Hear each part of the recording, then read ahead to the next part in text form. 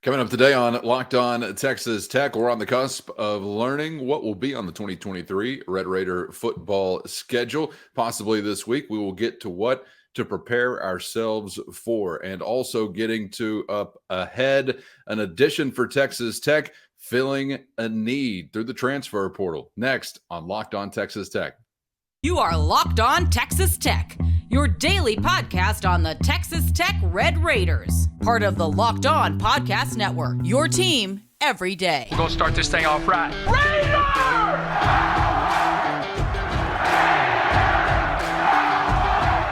Everything runs through Lubbock. Great to be back with you once again on Locked On Texas Tech on the Locked On Podcast Network, where it's your team every day. Thanks for making us your first listen on YouTube or anywhere you get podcasts with the only Chris Level. I'm Casey Cowan, and thanks to our friends at LinkedIn Jobs for bringing you this episode and being the official college football recruiting sponsor across the Locked On College Network. LinkedIn Jobs helps you find the candidates you want to talk to faster, so post your job for free at linkedin.com/lockedoncollege. Today, terms and conditions do apply. And appropriate there, Chris, that we would be talking about the official recruiting sponsor on the Locked On College Network, because even though this doesn't fit the previous definition of recruiting, the world of recruiting has now been expanded, and we are in the portal, out of the portal, from day to day. You never know what might pop up on the radar for Joey McGuire and the Red Raiders. So I wanted to kick off the show as we dive back in for a portal update. And I'm glad to start with something that I feel like could be one of the bigger pieces of news in a positive way for Tech football as you prepare for 2023, because I'm hearing talk of, hey, this is a starter that has been added to the mix. So set us up here as we kick off our portal update conversation. Yeah, and so we can set this up. I mean, we've kind of talked about some of the wishes or some of the ideas with the offensive line. Look, it was a group that I thought did get better as the year went along. I think there were some injuries there, certainly none bigger than Cole Spencer before the season even started, and I think they squeezed as much as they could out of that group. But even playing at their best, they weren't what you wanted them to be internally. If you're Stephen Hamby and Zach Kitley and Joey McGuire, and so I think there was some plans to try to address that. And I think we've started to see that plan get somewhat executed here with the addition of Western Kentucky center Rusty Stotts. And I think Western Kentucky should should be flashing lights everywhere. That's obviously somebody that Stephen Hamby and Zach Kitley, that this is their player. This is their guy that they know extremely well. They've coached him, been around him, know exactly who he is as a person, player, all that. And he was on a visit to Lubbock this past weekend. And he's going – I don't know if he's going to be here this spring or not. I believe that's the hope or the case of it. But either way, this is going to be your starter at center. I mean, I'm 99.9% sure this is what is going to happen here. And that allows you to move Dennis Wilburn over to guard, which is something that we had kind of talked about on some of these shows in recent weeks, because you knew my thoughts on Dennis Wilburn. I thought Dennis Wilburn was maybe your most valuable player on offense this season. It's hard to look at any other player and say that they didn't mean more to your team on offense than that guy, because one, he's not a natural center, and two, all the tempo that you're running. I mean, he's the one that has to execute that more so than anybody else. And I thought he played his position maybe the best and most consistent all season. So, but I think they've already been experimenting with Dennis Wilburn at guard in bowl practices, and I think they really like what they see. And that's really interesting. I'm curious if this was how would you kind of gauge the addition as far as the get? Was this like number one target to fill this need? Was this on a short list, or how did that work out? Well, I would say this. There's not a lot of, and we'll get into some of that, how that's going to work and later on in today's show, but there's not a whole lot of spots out there like for them to pull from the portal and add to their team. And I think it's fair to say at least number one target on offense. Yeah. And number one position maybe on offense. I think if you were looking at it, you may rank it center, offensive tackle, wide receiver in that order.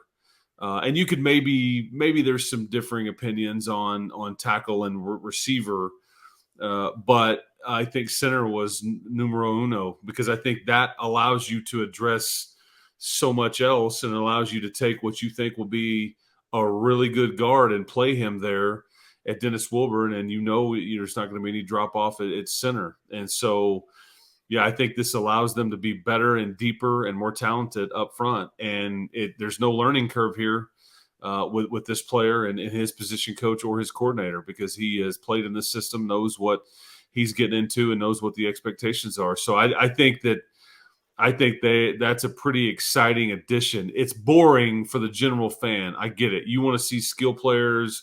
You want to see, this or that. But for your team, this is a really big one. And, Joey is extremely sensitive to the culture in the locker room. And I think that he's been very wise going about it that way, because he doesn't want to do anything to jeopardize it. So he has maintained all throughout. If we bring anybody in from the portal, we better know this player. We better know exactly who he is, what we're getting, family, all that stuff, because he doesn't want to do anything to screw up the locker room. Not that he's going to bat 1,000 on some of that. Sure. But this is a case where they know player, they know person. It checks every box, and it certainly fit a position of need. So I would say, yeah, number one kind of target with what you maybe wanted to add. Well, let me ask you that kind of on a personal level. You allude to some of that there actually with Rusty Stotts, Watertown, Tennessee boy originally. And let me tell you, I'm looking at his face right now. It says toughest, hardest working, most competitive center in the country, possibly. But I know as you put together what a draft board, and you've got names here or there. Was the Western Kentucky connection previously the strongest connection here, or how do you think it came to be that Stotts is the guy? Yeah, I think so. I think that once, he entered the portal with a week or so left in November. And I think it was pretty evident that once he got in the portal, that's kind of they had they being Texas Tech, and I think Stotts had eyes for each other. That it was just a perfect fit. And again, if you look at it from Stotts' standpoint, one, of course, he wants to go somewhere where he's going to start. I mean, that's where he was just what he was doing at Western Kentucky. But he wanted to play at a higher level, apparently, and I think he wants to know what he's getting into a little bit too. So that's why I say it's all about fit. And he does have 2 years to play. I think that if you want to dream wild, that you dream that you'll get both of those years. But he may be in a position where he's got a chance to make a decision after this year, so you may only get one. But you were more than okay with that, and I think that's where that that's where that sits. So the reality is, there's some good and bad here. The reality is, if things go according to plan post bowl game and you look off into next season, your 3 interior guys are set with your 2 guards, Dennis Wilburn, Cole Spencer, and then Rusty Stotts at center. The bad news is that, you could lose them all after next season too, because only Stotts of that group can come back. And he may not. We'll just see. But only Stotts can come back of that trio, and that's going to be a lot to replace after next season. But again, you're kind of piecemealing this thing together at times, and that's just the way college. You don't build programs necessarily anymore. You build teams, and that's kind of what you're trying to do here. And so you'll start to address the concern, I guess, later on down the road. That's a really interesting way to frame it, and I think it's definitely growing more and more accurate by the day. No question about it. You got a new challenge. You typically did, but in a different variety now. Every offseason, reassembling something that's going to work together and hopefully be successful. So roster comings and goings, whether transfer portal related or otherwise, we'll continue that conversation coming up on the other side. One man out the door, but what does that mean for other shoes left to be filled and the shuffling of the numbers as we prepare for 2023? We'll get to that coming up next on Locked On Texas Tech. But first, today's episode brought to you by our friends at LinkedIn Jobs. Create a free job post in minutes on LinkedIn Jobs right now to connect your network and beyond to the world's largest professional network. Over 810 million people. Add your job in the purple hashtag hiring frame to your LinkedIn profile, and you're going to spread the word that you're hiring so your network can help you find the right people to hire. You're only spending time on the candidates that fit your profile. LinkedIn Jobs is helping you get there to those folks faster than anyone else. And that's part of why small businesses are rating LinkedIn Jobs #1 in delivering quality hires versus leading competitors. Nearly 40 million job seekers are visiting LinkedIn every week. So post your job for free at linkedin.com/lockedoncollege. That's linkedin.com/lockedoncollege to post your job for free today with LinkedIn Jobs. Terms and conditions apply.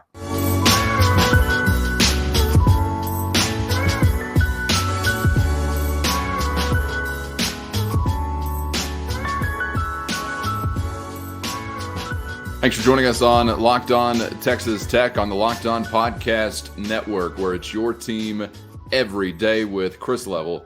I'm Casey Cowan, joining you from beyond the other side, out west of the 100th Meridian, where it's really going down. And as we were just catching you up with some of the latest from the transfer portal, as Texas Tech, well, fills a need, no doubt about it, up front along the offensive line.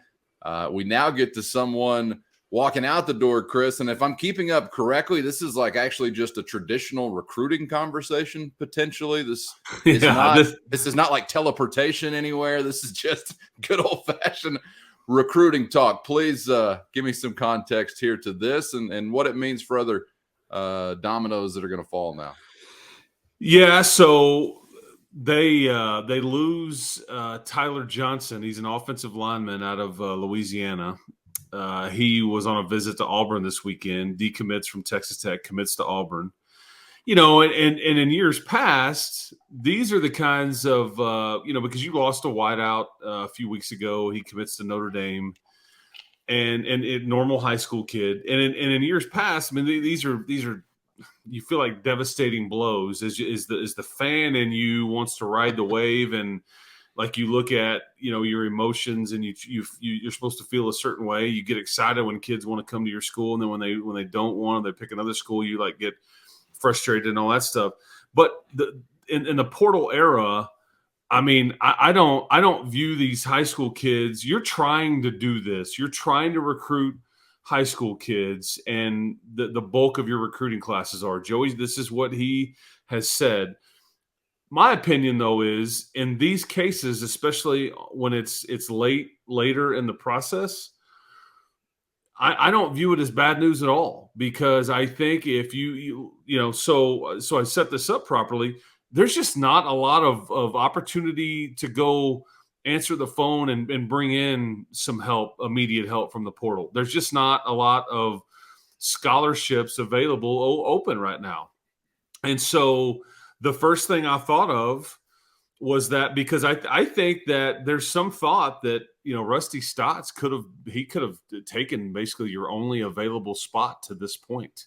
And so if you want to answer the phone with a tackle or a wideout or, a linebacker or whatever you think you may need, if kids wanting to come home, and all those things. I mean, because Joey and I have talked about this on his coaches show multiple times, in that when you're coaching football in the state of Texas, now with the portal being what it is, you are going to be in a position to answer the phone from players every single year that elected to go to school somewhere else and that want to come back and play closer to home. This is going to never go away. It's going to be a mainstay.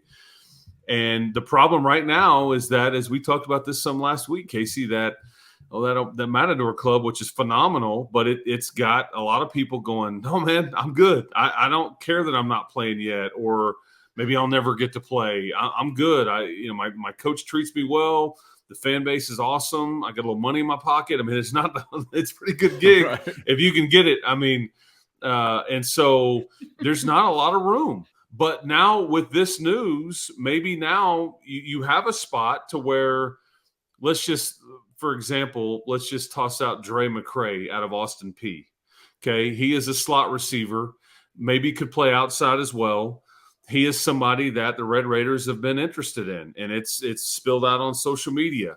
If Austin Peay rings a bell, it should, because Josh Cochran, who coaches tight ends, and then Kirk Bryant, who's an analyst on the offensive side of the ball and was at Baylor with Joey, those two, Coach Bryant and Coach Cochran, they were at Austin Peay last year. Again, same premise as Stotts. They know exactly who he is, what he's getting. And if you don't get him, he's probably going to end up at West Virginia or North Carolina at last check. And I think there was some concern that if Florida or Florida State offered, that's where he'd go, because that's where he's originally from. I think he's originally from the greater Tallahassee area. Bottom line is, he would be the fastest receiver on your team. And I think he's one of the top receiver targets in the portal, okay, right now. But you just, you're recruiting him, but now maybe that opens a spot for him. You go get him. And I don't pretend to know how many spots you have. It seems to be like it's kind of a moving target. And it's kind of one of those deals where if you find the right guy and you go recruit him and he says yes, we'll figure the rest out. Another spot has opened up. Exactly. So what I'm saying is, traditionally, you'd be like, God, man, I can't believe we lost a good offensive lineman. That really sucks. But in this case, I don't view it that way. And really, will I ever going forward? Just because, Joseph Adedire was your best freshman this year. He played. He was phenomenal. But he was a part-time player, and he was clearly the exception. More often than not, high school kids are 2 or 3 years away from really helping. And again, Joey, especially at that position, Chris, in the trenches, or 1,000%, absolutely. So if you can go, and I've used this example with you before, but if you can go find a Kalen Geiger, okay, and that is somebody that I thought helped your offense a year ago drastically. He got behind defense, he added maturity, he made plays. He could run. All that. I'm looking to add some juice to this offense because it's not near fast enough, in my opinion. And I think McCray would absolutely add it. And again, I don't think there's any concern about messing up the locker room or anything like that, because you know what you're getting. And he's got multiple Power 5 offers right now, and so he's not going to play at Austin Peay next year. And so I hope that maybe your Tyler Johnson departure, maybe that, equals Dre McCray. I don't know. Maybe I'm connecting dots that aren't there. I'm just trying to explain to you kind of how, because I think I would personally love to be able to add 10 or 15 guys. Let's just keep adding old guys and all that stuff, but that's just not realistic right now. Because I'd go shopping for a little bit of everything. Hell, it's not my money. It's not my scholarship, so I don't have to. I'm not worried about the locker room. That's somebody else's problem to deal with. You get what I'm saying, though. So I'm trying to win a conference championship, man. I want to throw assets at it, right? It is totally different in the way that you can now kind of console yourself when you get some bad news of one variety, because it is, and you hate to see a good offensive lineman, walk away. Right. You'd rather have good ones than not have good ones, but the timing of it all, given what is now available from a transfer standpoint, does definitely put a different spin on it in the way that you feel like, okay, well, immediately I could use this spot possibly in a different way and get a more immediate return. It's all speculative and in the air right now, but really going to be curious to see maybe how that does develop. And you're scratching me where I itch. Where you itch? Am I scratching? No, you're scratching me where I itch. Consensually, of course. I know the conversation we had, last week or 2 weeks ago that you made reference to, is we were talking about, well, what's this offense missing? Lightning in a bottle, speed and the ability to really get to the house. And I kind of felt like, Chris, I don't know what the odds are that you just go pluck a guy like that out of somewhere. But maybe this does develop in something that could certainly fill that. And that's going to make every offensive lineman, every quarterback, every running back, everybody look a little bit better on the offensive side of the football, if you've got that home run hitter, right? My little home run hitter, yes. Because if the question is, let's go to the next high school offensive lineman on our board, or let's go for a ready-made playmaker on offense. Again, these are not my decisions to make. I certainly get, because the coach in this day and age has to have their eye on the right now and off into the distance. They're trying to manage both. I believe Dre McCray, and I'm using him as an example because, one, he checks the boxes of that. I know there's interest there, mutual. I know that there's a connection there and that they know what they're getting, so it checks that box too on what Joey has said. And I know this is something that they would prefer to add, speed, playmaking, all those things. And it would be hard for me if I'm Zach Kittley or if I'm Emmett Jones to go, yeah, man, y'all take another give Hamby another high school offensive lineman as opposed to you mean we got a dude that can he can get it done right now. And here's the thing. I think I'm right on this. I think he's only got, this is like a 1-year scenario. So you just re-recruit to his spot next year. You're not stuck with somebody right. that you're 3 or 4 years if it doesn't work out, and you just re-recruit to that spot. So anyway, but those are not my decisions to make. I probably am more caught up into, like most fans are, the here and the now as opposed to what it looks like off 3 or 4 years from now. But the reality is, like, high school offensive linemen, unless you're Manny Ramirez or LaRaven Clark or LaAdrian Waddle those guys just don't help you immediately at all. And in a lot of those cases, that was out of necessity because there wasn't anybody else to help you. And you didn't have the portal to go try to correct a problem. So you just push a guy in, and most of those guys were all the guys I just mentioned. Those were all NFL guys. So, anyway, so I'm just telling you from a wide receiver standpoint, you could easily say, Casey, that remember we talked about Jeremiah Byers out of UTEP. I think there's some thought that he may be looking at Penn State. I hear Florida State. I know Texas Tech is interested. I mean, the offensive tackle at UTEP was a connection. And I think the Texas Tech actually kind of quote unquote offered him.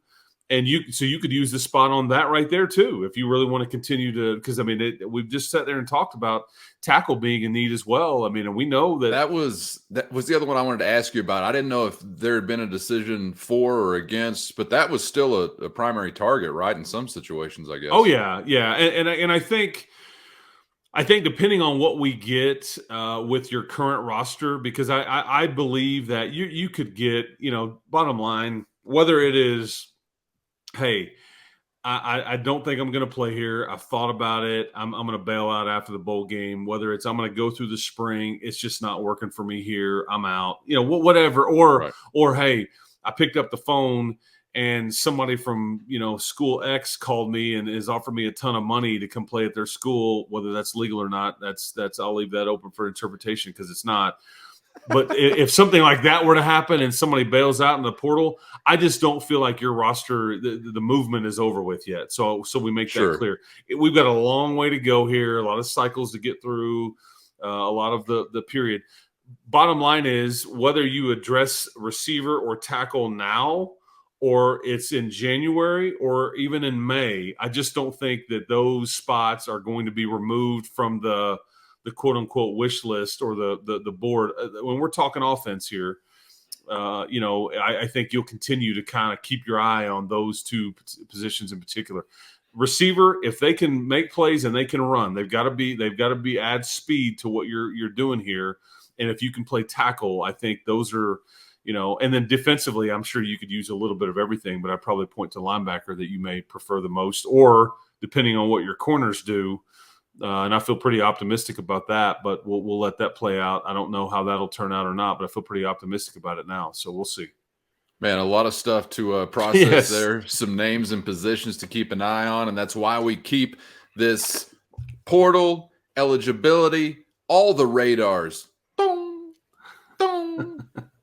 spinning, man. We're in the ocean just looking for any signs of life, and we're bringing it to you right here on Locked On Texas Tech. So keep tabs. Certainly these moving parts will continue to, como se dice, move, I guess is what I would say. And you're making me think with your reference about, keeping an eye on the present, keeping an eye on the future. Like, the perfect college football coach would be like the mind of Nick Saban, the recruiting skills of this other guy, the luggage of Coach Prime because it's Louis, and then potentially the eyeballs of Jack Elam the original Swifty Morgan. Do you remember, like, support your local gunfighter, support your local sheriff? He was like the original Crazy Eyes.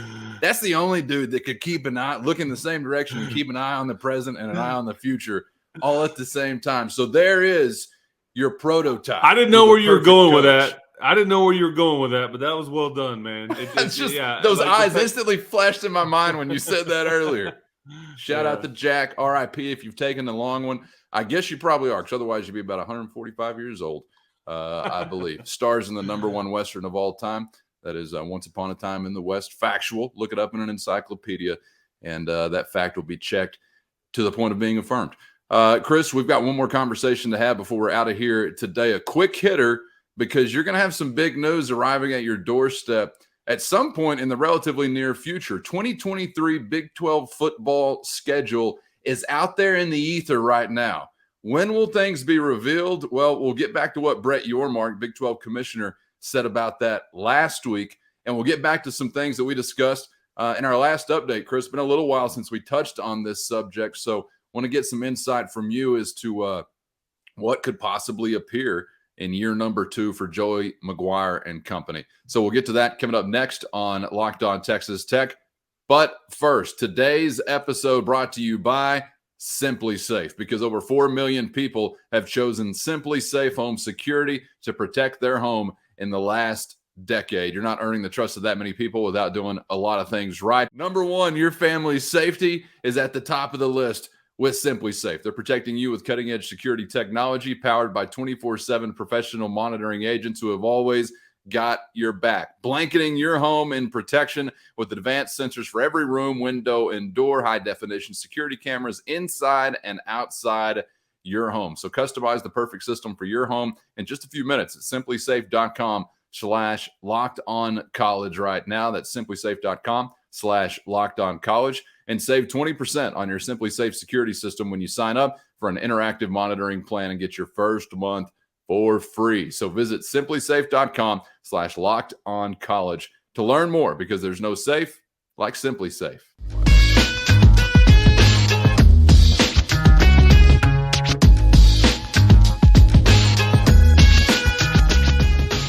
You got it. It's Locked On Texas Tech on the Locked On Podcast Network. Your team every day. Thanks for making us your first listen on YouTube or anywhere you get podcasts. Wrapping up today's edition, talking Big 12 football. Join us tomorrow as we will be setting the table for Red Raider Hoops, returning to action from United Supermarkets Arena. But maybe sometime this week, Chris.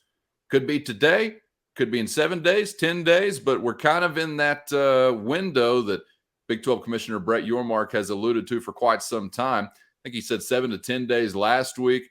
Last couple of months, he's been saying mid-December. So as we are sitting here approaching mid-December, we're wondering when we will learn who, when, and where Texas Tech will be facing in the Big 12 Conference in 2023. And I'll just go back to our last conversation. It's been a little while, but the eye-popping thing from that conversation with you at that time was potentially no Sooner State participation for the Red Raiders on an opposing sideline. Oklahoma State possibly not on the schedule for Texas Tech. So there's a lot to consider, man. What's some of the latest that you're hearing? Do you think that, for instance, is still holding as true? And what else is swirling? Yeah, I Casey, you're going to get this scheduled this week. I think at some point. I think they're going to drop it at like at 10 in the morning or at 1 p.m. one of these days, one of these weekdays. It won't be next Friday. It would either be or early to mid part of this week. I think if it does come out this week, that's typically the way Big 12 does business. And I think that. Yeah, I mean, I haven't heard anything different that would tell me that you're going to play either school from Oklahoma. I believe you're going to travel to Provo, Utah. I believe you'll host Central Florida. And I think you are, according to the Houston Chronicle, because I think they reported this, I think you play at the University of Houston, okay, in some capacity.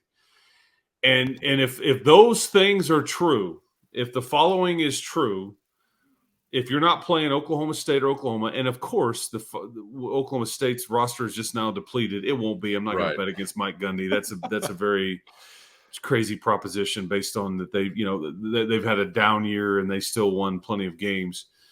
But they're finally kind of look depleted, and then you don't get to play them. But of course, but if those things are true, neither Oklahoma or Oklahoma State, and you will travel to BYU and you'll host Central Florida, and you're going to travel to Houston. Okay, so if those things are true, that would also indicate to me you're not going to play one of your other traditional Big 12 teams too, because you're still staying at 9 conference games. So if 3 of the new ones are added on, and we're only aware of maybe 2 that aren't, okay, that would tell me that whether it's Iowa State or Kansas or Kansas State or one of the Texas schools, whatever, I mean, one of them is not also on your schedule. Again, if kind of what you hear out there is true, and I can't say for 100% certainty that what I'm telling you is true. I believe it to be true, but I also it creates another question. So, and I think you'll learn, because the immediate is you're going to look at your team, how many home games you have, how many, do you open up road heavy? Do you finish home heavy? Where are the bye weeks? And there's all these dynamics you look at, but then you're going to start looking at, okay, well, man, so-and-so doesn't have to play so-and-so, and so-and-so's got an easier road than we do, blah, blah, blah. I mean, everybody's going to try to dissect it. When in all actuality, I couldn't even tell you if Oklahoma State's going to be any good or not. I don't have any idea if Central Florida is going to be any good or not. I mean, there's so much movement with these teams, and will be, that you just have no idea. But I think it's kind of curious if you don't play either school from Oklahoma next year. That is wild to me in a way. And obviously the trip because if you do go to Provo, you're going to open up going to Wyoming. You're going to go to Provo, and if West Virginia is on your schedule, you're going to go to West Virginia because you hosted them this year. So those are 3 fairly lengthy road trips for you. I mean, far east, and then obviously the furthest trips, the furthest trip out west, like currently in the league in Provo, Utah, which is not that far, but and then Wyoming is about the same. I don't know if it's like an hour and a half, 2-hour flight, whatever. It's not like you're going to the end of the earth or anything. But anyway, so that's what I kind of can tell you, but I don't know what else to add to that, Cal. I'm just kind of as curious as everybody to kind of see what it looks like. Do you think there's been frustration from a Texas Tech standpoint, leadership standpoint, and the possibility of, missing out on Oklahoma's? Is everybody just kind of no? I don't gather that, because one, this was going to be the year that you went there. So basically you're just like, from that standpoint, like, oh, I don't have to go to Norman. Wow. I mean, it hadn't exactly gone well for you in Norman in most years. Not that you could have, this maybe would have been a great year to go if Oklahoma's a bit down and you expected, I mean, maybe it would have been a great year to go, but I can only recall the one time where I went to Norman and it was fun. It was fun. Yeah. And then you came back the next week and got your ass kicked by Iowa State, but I don't want to get into all my thoughts here. And I had to endure a 2-hour rain delay, I guess, before that game actually got started. We remember that well. That was the recipe. That's it was right. And then everybody went home, and then it wasn't an intimidating place to play. Well, are you as a fan? I'm a little disappointed to miss out on the Cowboys. To hell with OU. I never cared about them anyway. That's a good home game that you'll lose. Yeah, that's a prime. In a year where you're not going to have Texas or Oklahoma coming here, I mean, and I don't know what it looks like for TCU, or, I mean, obviously you're going to go to Baylor if they're on your schedule because you hosted the Bears this year. Yeah, I mean, not having Oklahoma State here, that's not much fun, I mean, so, but here's the thing: there may be one of these deals where, well, you have to go to the same place 2 years in a row. Somebody's going to have to come to your place 2 years in a row. There's going to be some of those dynamics too, because if what we're saying is true, and you are going to, but it may be one of these years where you end up playing 4 at home and 5 on the road, because you kind of alternate that from a conference schedule standpoint. Because I guess next year, the way it shapes up, it would be 5 on the road.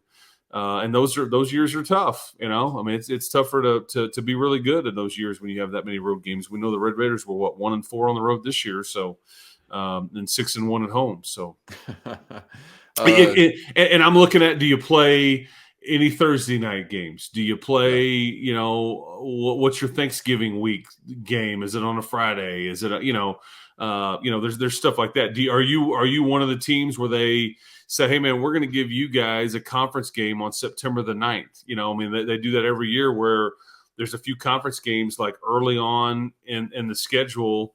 I think Kansas and West Virginia did that this year. And it was like everybody else is playing the Murray States of the world or whatever. And then there's a conference game. And that was the first sign that West Virginia may be in trouble and that Kansas may be pretty good early on. So, all those things are things that you want to look at and pay attention to. And the Ducks still scheduled to be in Lubbock next year? Correct. Yes. That is maybe September 9 right now. I mean, of course, anything could change, but yeah. And keep in mind, they can, some of that can get fiddled with months and weeks from now as they set TV times, or, hey, this game's been moved from Saturday to Thursday, whatever. But you'll get a pretty good tell. But yeah, Oregon's scheduled to be here. I think that's a lot of fun because that'd be one of the highest ranked non-conference opponents, I think, coming in a long time since you've been in the Big 12, because there's plenty of times when you hosted Miami. I remember that when you hosted, I'm trying to think of some of the other ones that when Spike was the head coach, and Nebraska was a non-conference opponent, I believe, here when they were rolling under Tom Osborne.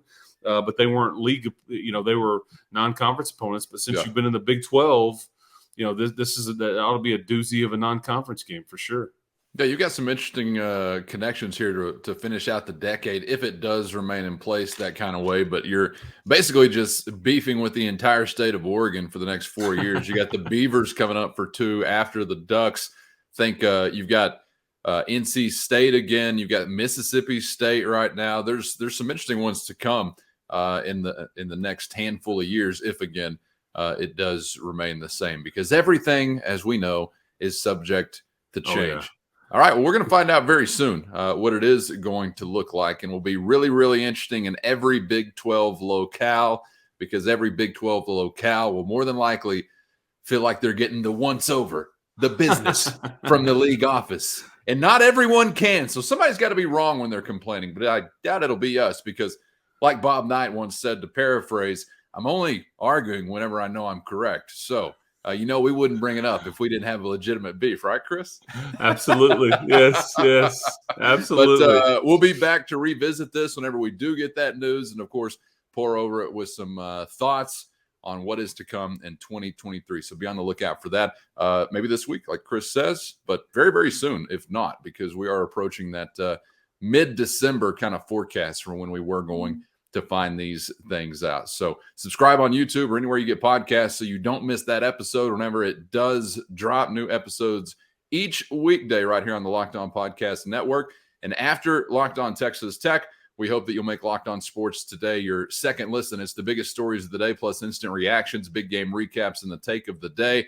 Available on the Odyssey app, YouTube, or anywhere you get podcasts. That is Locked On Sports Today. Enjoyed it, Chris, as always, and we'll get back together and talk a little hoops tomorrow. Sounds good, man. Let's do it. Keep hope alive, people. You got it. We'll see you then on the other side for another edition. For Chris Level, I'm Casey Cowan. Thanks for joining us again on Locked On Texas Tech.